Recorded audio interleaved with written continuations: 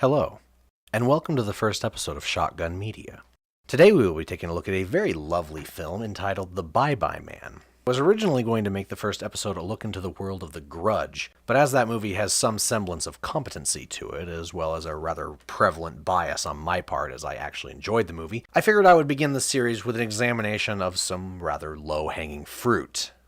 So let's begin. The Bye-Bye Man is an excellent example of standard natural selection as it stars a plethora of fools who do things that no normal human being would ever do. At best, these people look like they put about as much thought into destroying this interdimensional killer as they do ordering a burger at a drive-thru, and at worst, it looks like they're actively trying to screw themselves and everyone else over. The Bye-Bye Man himself is a walking contradiction. The movie sets up a set of rules in which he must follow, but then proceeds to break every single one. It begs the question of why even state these rules if he's just going to do whatever he wants anyway. So we open in Wisconsin in 1969, where we meet Larry, who pulls up to a house and knocks on the door, demanding it to be answered. A woman opens it, and he desperately demands to know if she's told anyone else the name. She brushes off his odd behavior and happily informs him that she told Rick, who thought that it was funny. Larry then acquires a somewhat distant and forlorn expression before walking back to his car, mumbling about how sorry he is. He grabs a shotgun from his seat. The woman realizes what's happening and slams the door. Now, the thing is, Larry then proceeds to walk up to the door and shoot it. And this process takes maybe 4 or 5 seconds. Maybe about that. He kicks the door open and we see that the woman had been hit. So from what I can gather, the woman slammed the door and instead of running away or instead of warning her family, she just stood behind the door. And from the fact that she was laying on her back with her wound on the front, it tells me that as soon as she slammed the door, she stayed facing it. Not exactly sure what her plan was there. So Larry shoots her, and then he calls out for Rick, even though Rick is directly in the next room, within eyesight, laying on the ground. It's like, it's weird. It's almost as if Larry can only see what the camera sees because he doesn't actually acknowledge Rick's existence until the camera reveals him on the floor. But basically, Larry walks up and proceeds to ask him the same question about the name. Rick proceeds to be an absolute genius and informs Larry that he told one of the neighbors. So, this man, who just witnessed what I can presume is his wife getting shot by this madman screaming about who a name was told to, immediately said, "Oh, yes, of course, yeah, I told the neighbor, I told, what was her name? Giselle, yes, I told her." Yeah. The gun-toting lunatic who is screaming about who you told a name to, you gave him a name. Why would you do that? So Larry shoots Rick after staring across the street maniacally, calls out to the silence like a true picture of mental wealth. "I'm gonna stop you!" And walks across the street, screaming out, asking who the neighbor told. At the same time, he begins chanting, "Don't think it. Don't say it," as he grows ever closer to his target. Aren't you very much making that the case? You're screaming at these people who they've told the name to before shooting them dead. And not only would that make them think about it, that would make them think about it pretty damn hard, with a lot of panicking emotion behind it. And also, your concentration on not actually thinking about the name is going to make you think about it more, so you're effectively making the situation worse. Apparently that doesn't actually matter at this point. Maybe if this guy actually put as much thought into the situation as he did making sure his pants and sweater vest matched, he'd get somewhere a little bit more efficiently, but here we are. Next we see the title card pop up and we're shown an image that we're subjected to pretty often throughout the movie, but it doesn't actually have any payoff at any point, and there doesn't actually seem to be any reason for it to be there. I'll get to it in a little bit. Finally, we're introduced to our heroes, Elliot, John, and Sasha, and I actually had to go look those names up as those characters are so incredibly memorable that I never actually learned any of their names. In fact, I had to keep going back and changing my notes over and over again because I kept mixing John and Elliot up, and every time they would reference each other, I thought they were referring to themselves in the third person. I was just thinking. About John? Did he just refer to himself on the...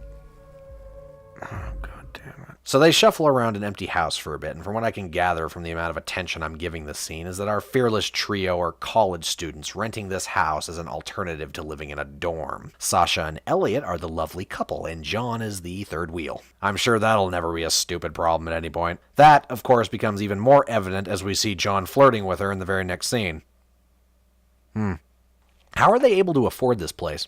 There's only 3 of them, and you never actually see them working. This place is pretty big. I have a hard time believing this is more convenient than a college dorm. Not only that, but Elliot makes a comment about how he was under the impression that the place was fully furnished, and since it isn't, I suppose they just moved into a house they never looked at? So the 3 make their way to the basement, where Sasha expresses interest in a very standard-looking bedside desk. She moves her finger over it, and a light begins flickering. We find out later that the name Bye Bye Man is scribbled all over the inside of the desk, which leads one to believe that he is the one causing the light to flicker. However, at this point, none of them actually know this, and the Bye Bye Man is not supposed to be able to do anything until they know his name, as established rather prominently in the opening. I can accept this, though. Maybe the sheer fact that his name is written down gives him a certain amount of energy, and it's not like it's directly affecting our characters yet, so no major laws broken.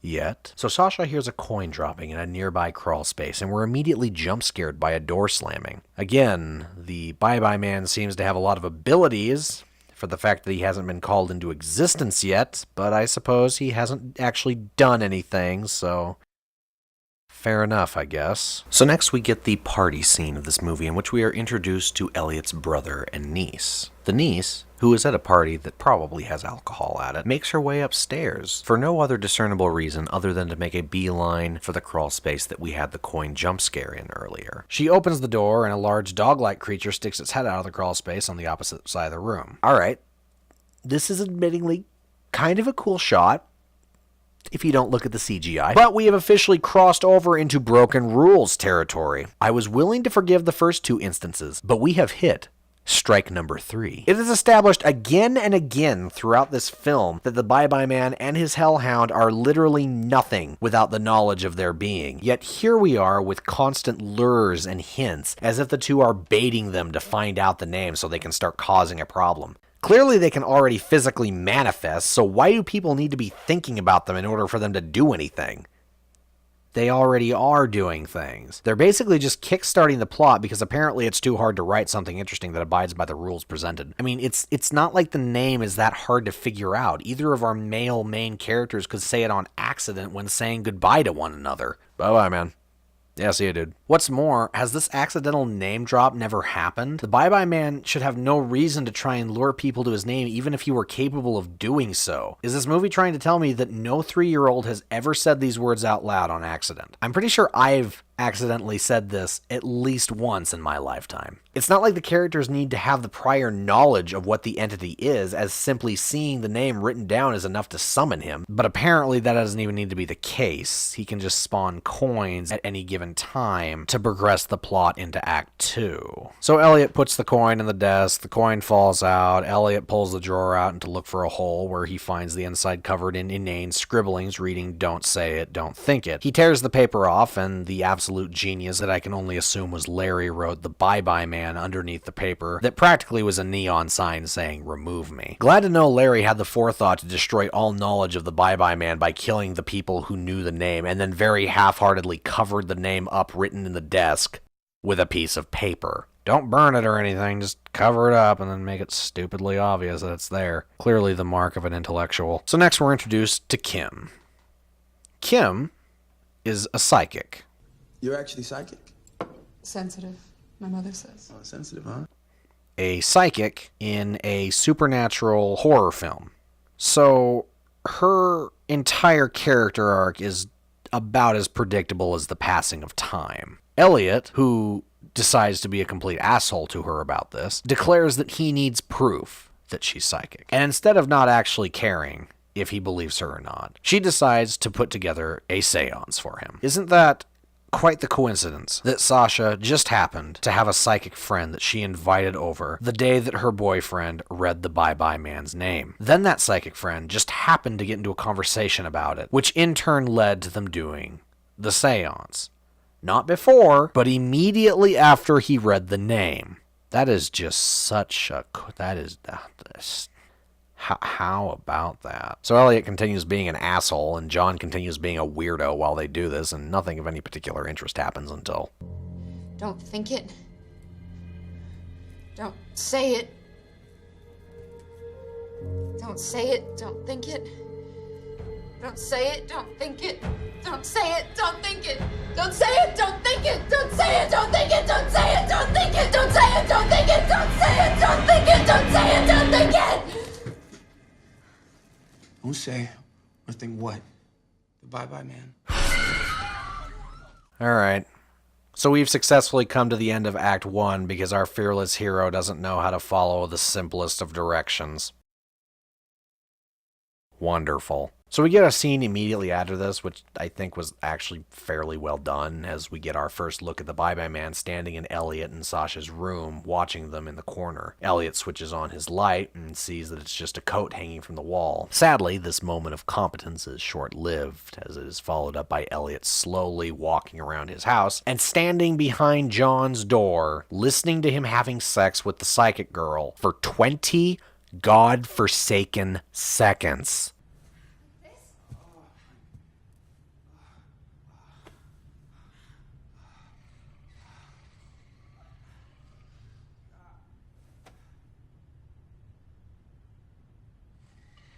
Why is this in the movie? So he hears some scratching, looks out the window, doesn't see anything. His girlfriend gets up, asks what the hell he's doing. He asks if she hears it too, and then they both stare out the window, and then nothing actually happens and the scene ends.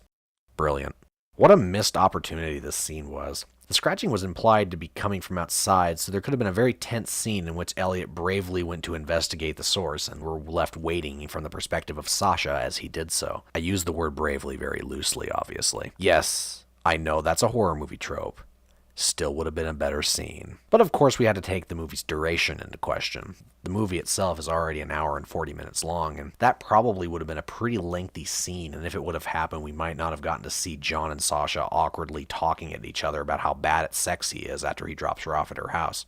Yeah, that was pretty integral to the plot.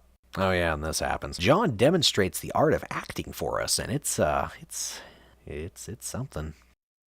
Let me tell you. Nothing, okay? Kim, I need to go. Now. Huh. So yeah, Elliot finds some scratch marks on the bricks of his back porch while simultaneously looking like he's never slept in his entire life. Elliot proceeds to tell John about it, and I don't know. I can't tell if this is just their acting abilities falling directly into the sewers or if this was the editor's fault, but something about this scene just feels incredibly off. Elliot points it out, and John shrugs it off and says somebody at the party did it. Elliot follows up saying that he heard it last night, and John says, "What do you mean you heard something?" And then the scene ends. John just walks off without waiting for an answer. I don't know what feeling this scene was trying to portray, unless John is somehow twisting this around as if Elliot was complaining about his sexual encounter last night, in which case, be quieter then. So he goes back into the house and continues being a complete weirdo to Sasha. I think this was supposed to be shocking, but it honestly isn't too far off from how he's been acting anyway towards her, so I'm left wondering if the writers intended for it to be strange behavior on his part or not. He then goes on to talk about how Kim is disgusting and he needs to wash her off, and Elliot proceeds to defend her, saying that's not cool, even though last night he was literally making fun of her and insulting her for something that didn't actually matter. But now all of a sudden the roommate who's constantly hitting on your girlfriend says something mean, and that's too far. That's interesting. That's very interesting. Also, am I being led to believe that this man actually thought there were maggots falling out of Kim's hair? He looks at her in one shot, there's nothing there. He looks at her again. Suddenly there's maggots all over her. He looks away, immediately looks back, and the maggots are gone. I'm not saying I would immediately jump to the conclusion that I'm hallucinating, but I would at least consider that I mistook something. You were with her all of last night. You'd think you'd have noticed it then. So Sasha coughs, and we start seeing that she's actually starting to get sick. I guess the Bye-Bye Man's doing it. Nothing really comes of it, so yeah. She hallucinates a naked John telling her to leave Elliot for him, and she proceeds to not react to it. Moving on. So Elliot, upon hearing weird noises, goes into the basement again after walking outside to assure us that it is in fact the middle of the night. We get the patented Hello? and which guarantees us a jump scare in this scene.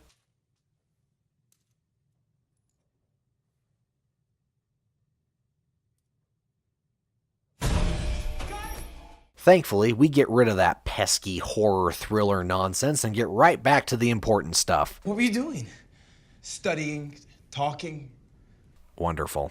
So John rubs Sasha's arm, and Elliot gets understandably upset about it given the circumstances, and they both proceed to call him paranoid. Maybe this is a hallucination, but it's never actually established. Next, we get a scene where Elliot and Sasha are discussing the Bye-Bye Man. This is a scene that really showcases Cressida's acting, and it's just... It's like now that I know his name, he's coming for me. Oh boy. Tonight you thought the house was empty when we were here. You went away, Elliot. It's just... It's horrible. She tried.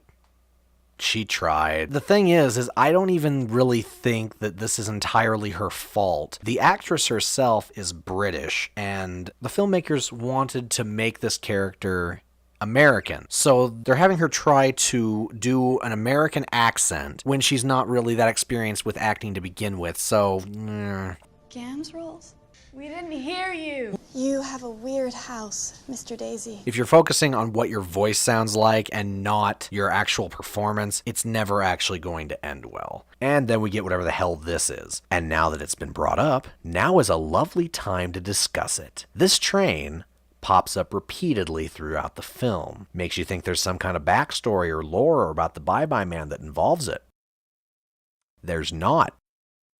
This never goes anywhere. Now, it's worth mentioning that the Bye-Bye Man is actually based on a legend of sorts. In an abridged version, the Bye-Bye Man was born an albino and was thus tormented and bullied by his peers. This led him to eventually becoming a serial killer who would ride around the country by means of train, murdering whoever he decided upon that particular day. Eventually, he became blind and instead created for himself a hellhound of sorts, sewn together by the eyeballs and tongues of his victims, thus the constant eyelessness and bleeding from the mouth scares throughout the film. The dog, amply named Gloomsinger, is apparently constantly deteriorating, so therefore the Bye-Bye Man has to keep killing people in order to take their tongues and eyes and make sure his dog doesn't completely rot away. While this doesn't explain everything in the movie, doesn't that little bit of information make so much more of it make sense?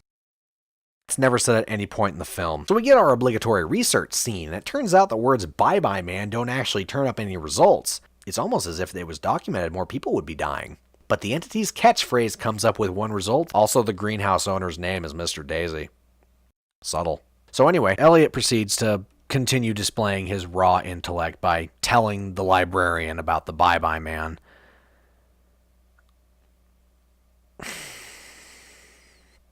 And he just...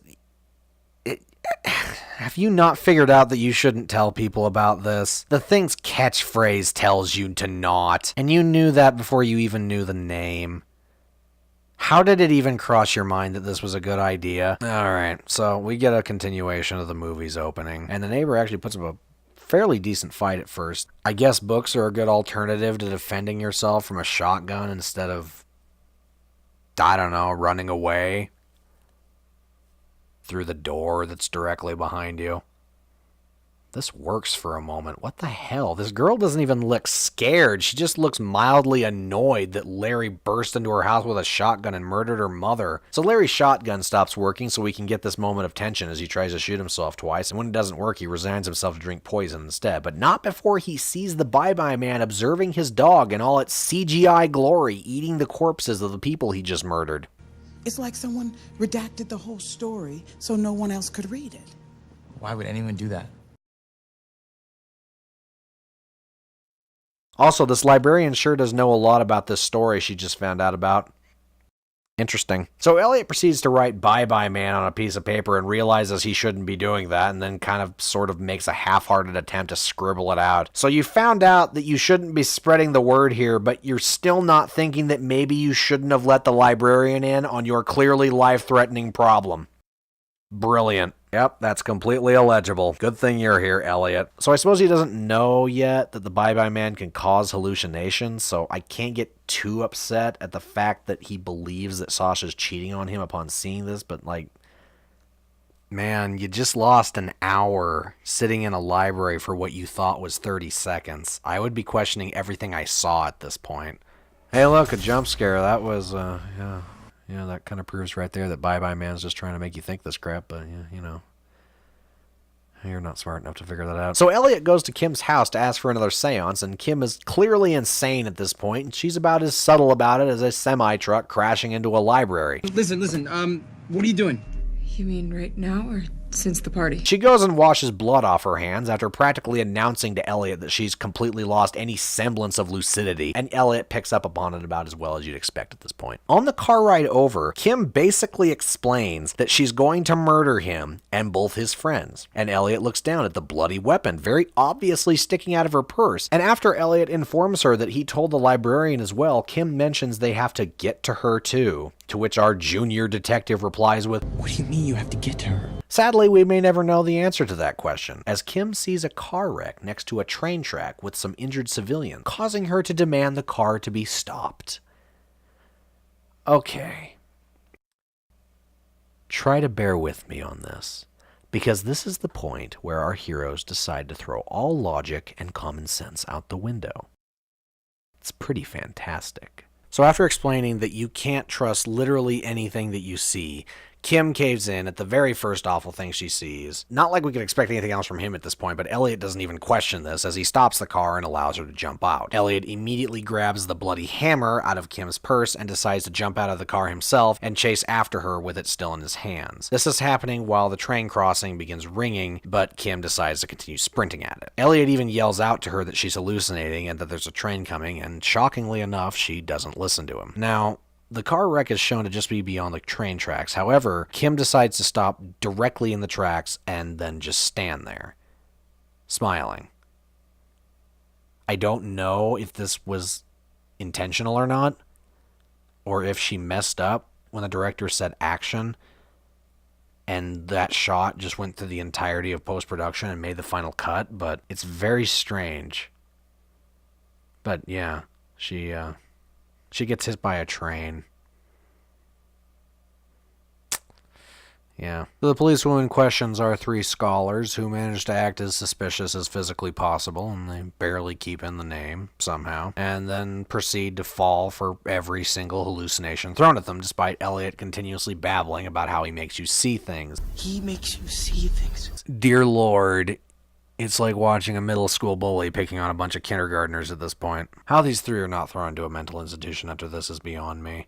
Oh yeah, and I guess John is taking Sasha home now because Elliot's being arrested since the train conductor told the police he was chasing Kim with a hammer. Alright, where am I? So Elliot is taken to the police station, where he continues to act insane as he mumbles, "Don't think it. Don't say it," over and over again. The policewoman comes in and informs him that they found out he's innocent because the plot wouldn't really be able to move forward with him in jail, so yeah. Elliot ignores her and continues chanting, and shockingly, the policewoman does her job and asks what it means. Elliot proceeds to inform her that he can't tell her, even after making such a gigantic deal about it and expecting her to not ask about it. Eventually, she threatens him, and he responds by giving her some very strange analogy about how if she saw the worst crime scene ever and her kids asked her how her day was, would she tell them the truth and put that into their minds, or would she spare them and lie to them? And that's very interesting considering the immense differences between a child asking you how your day was and a police department trying to fill out an incident report, but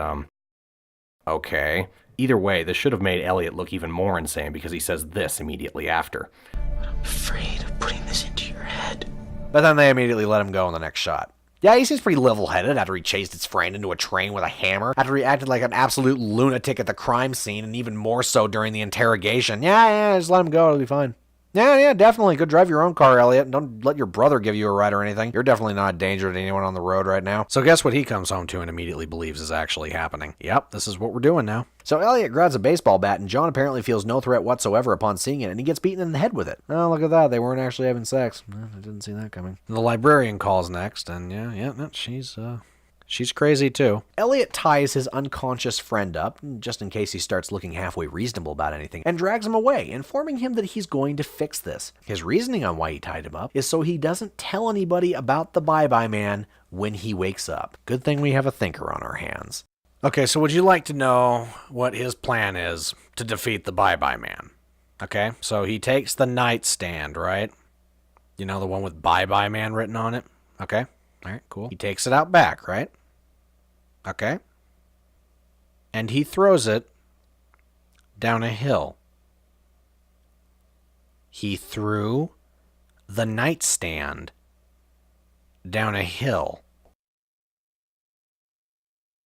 How does this man dress himself? So he goes back to his car where he listens to a song that have the words bye-bye in the lyrics because subtlety is not a thing in this universe. He goes to Larry's wife's place, Mrs. Redmond, where he demands exposition. Mrs. Redmond proceeds to tell us some stuff we already know, and then she goes into about how Larry lost his mind. We found out that Mrs. Redmond doesn't actually know the name. Elliot proceeds to almost tell her, and then she offers her help in the form of a revolver she hands to him, telling him to kill everyone who knows the name and himself. Yeah. Hand the gun to the emotionally unstable person in your house. That's a great idea. Where did you even get that? Do you just keep a 6-shooter in the cushions of your... Why? So another hallucination starts, and Mrs. Redmond catches on fire and begins begging for Elliot to shoot her. At this point, Elliot has a brief moment of sentience as he realizes that he's seeing things. Not like that's giving him much credit, as this is the most blatantly obvious hallucination this movie has thrown at us yet. So what tipped you off, Elliot? The fact that she basically exploded like she was made of gasoline-soaked newspaper? The fact that the fire looked like it was photoshopped over her by an elementary school student? Getting a bit lazy there, bye-bye, man. So anyway, Elliot proceeds to not actually shoot her, and the illusion ends. He comes to the conclusion that their fear is what makes the entity stronger, and the hallucinations are simply a tool to make that happen. Armed with this knowledge, and ready to battle with this supernatural foe, our intrepid hero sets off to save his girlfriend and his best friend that he left tied up in the house with a concussion. At this point, Elliot continues to display to us that he shouldn't be allowed to drive after that scene. I'm not saying that he shouldn't be allowed to drive because of the hallucinations the bye-bye man is causing him to see. I'm pretty sure this man just should not be allowed to drive in general. He drives through a hallucination of John upon discovering that it isn't real, and after driving through it, he immediately turns around while driving down the road at 60 miles per hour and stares over his shoulder in the direction that the hallucination was in. The hallucination is gone at this point. It faded out as soon as he drove through it. So he's effectively staring backwards at nothing. He turns around, and we see the librarian standing in the middle of the road for no actual reason, I don't think. He hits her, which causes him to flip his car. I guess. I don't think the librarian was bolted into the pavement or made of solid stone, so I don't know why this would cause him to flip the car. Maybe it would, but I don't think so. So Elliot crawls out, and he has a little bit of blood on his face, and that's about it from this massively traumatizing car wreck. He grabs his gun and doesn't even seem fazed in the slightest as he carries on, approaching the librarian. Having wrapped up that little subplot, we cut back to Sasha, who realizes it's time to wake up so the plot can continue moving forward. And almost as if the movie is giving up at this point, John wakes up at the exact same time she does. Good thing that concussion isn't having any lasting effects on you or anything. You just have dried blood coming out of your ears, but you're completely conscious and aware of everything around you now. Also, so movie, aren't we forgetting something? So we are now subjected to one of the dumbest scenes in the movie, as Sasha begins hallucinating that John is Elliot, and John begins hallucinating that Sasha is Scary Dead Psychic Girl. Sasha refers to John as Elliot. John corrects her, saying he isn't Elliot. This right here should give it all away that this is a hallucination. However, logic is not a weapon these young college students wield, as John is immediately petrified with fear as he sees Sasha completely disappear and a bloody Kim begins walking towards him. As Sasha sees John backing away from her in fear, she continues towards him, trying to comfort him and assuring him that it will all be okay. All the while, Sasha's actress is... Come on, it's all gonna be okay. We're gonna be okay. Ugh. I feel better. Elliot, what are you doing? I'm sorry. I'm so sorry. It's pretty bad. John runs away, clearly terrified out of his mind. Sasha sees this and follows him, all the while continuing to deliver her performance, and it's... Elliot, I don't understand. What are you doing? It's physically painful. I feel so bad for this girl because I don't think it's her fault. It's the filmmakers and the writers, but it's just so bad. John runs away again, and Sasha follows him.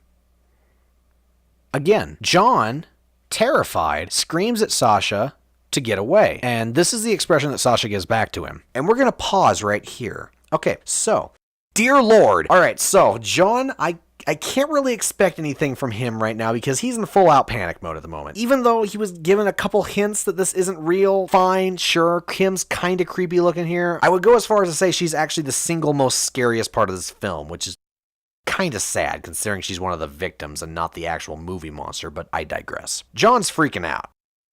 Badly. Can't really expect any forms of critical thinking on his part at the moment. However, this idiot! Sasha is given numerous chances to take a step back and think to herself, okay, my boyfriend is panicking at me for some reason. We've all been hallucinating vividly for the last couple days. I wonder if there's a connection. Maybe I should take a step back from the situation and wait for this little episode to subside. Maybe I shouldn't continue walking after the person who's clearly horrified out of their mind as they look at me. Perhaps I should apply basic levels of common sense and like just a little bit of thought to the situation. But no, she keeps following him. She even gets right up behind him as he grabs a pair of scissors from a nearby desk.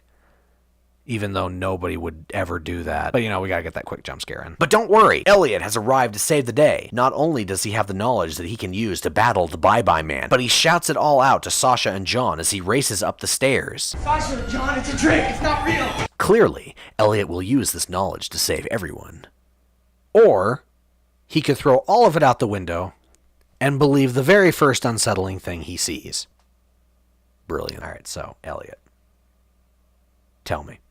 Why exactly did you even bring the gun with you into the situation? The Bye-Bye Man already tried to make you use it to shoot someone. Did you really think he wasn't going to try and do it again? In addition to that, what other purpose does the gun serve? It was given to you so you could kill yourself and everyone you told. What exactly were you planning on using it for? I mean, I guess you could have used it as a backup to do just that in case the not being scared thing didn't work, but how would you even be sure you were using it the way you wanted to because you can't trust anything you see? How did you think that your friends were going to be comforted by you waving a revolver around you while you screamed about how they needed to not be scared? Alright, so anyway, Bye-Bye Man shows up and pokes Elliot's forehead a couple times, and we're shown a couple scary images of Elliot's family being dead or something, and Elliot tells him to leave them alone, even though Bye-Bye Man can't actually do anything unless Elliot goes and tells him about it, so I mean, I'm sure he will. We still have some time left in this movie. Anyway, Elliot's brother and niece show up to this little train wreck, and Elliot applies his usual brand of situational management to it. Go away!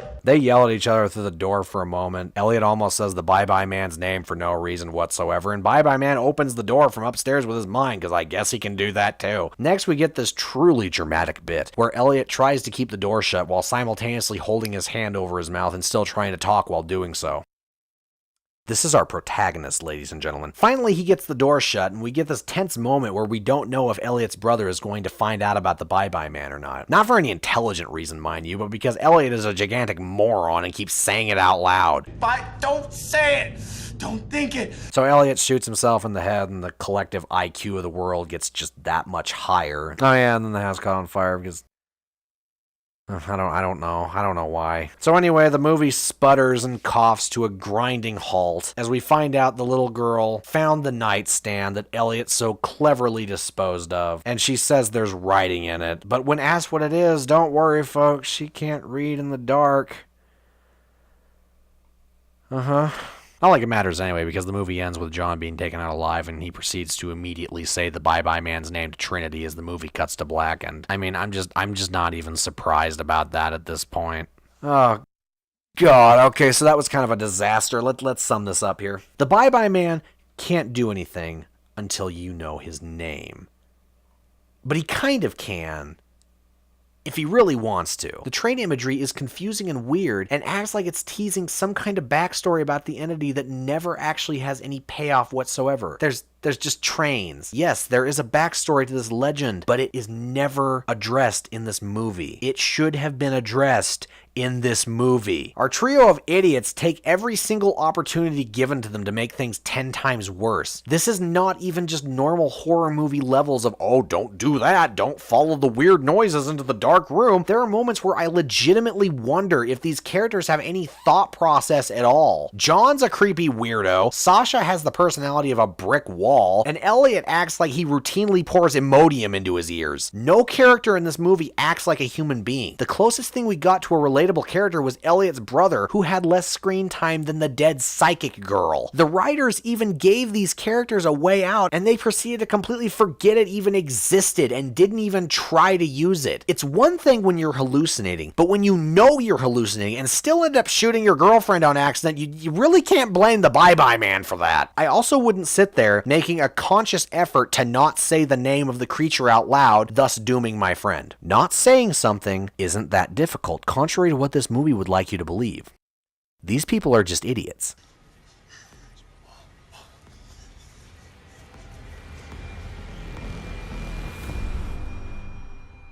Thank you for watching. If you enjoyed this video, please feel free to leave it a like. Also feel free to subscribe if you want to see further videos like this. I'm hoping to turn this into a regular series, and if I do say so myself, I think I chose the perfect movie to kick it off. I know from here on out, nothing will ever be able to top the level of quality in this masterpiece, but next time, we will try. But until then, I hope you have a lovely day.